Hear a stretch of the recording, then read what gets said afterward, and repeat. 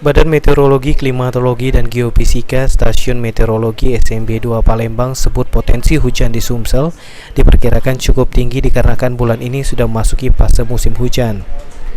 Koordinator Bidang Observasi dan Informasi BMKG Stasiun Meteorologi SMB 2 Palembang, Sinta Andayani mengatakan, hal ini disebabkan oleh aktifnya beberapa faktor yang mempengaruhi awan cukup signifikan, seperti adanya pergerakan belokan angin konvergensi yang mendukung potensi hujan.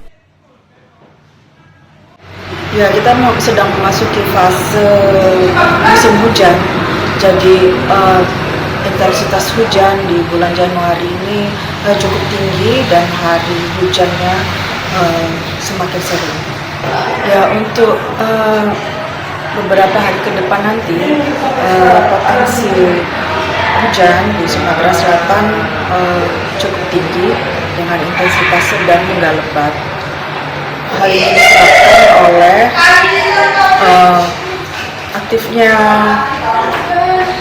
beberapa faktor yang mengaruhi pertumbuhan awan hujan yang cukup signifikan, seperti NGO yang mulai mendekati wilayah Sumatera.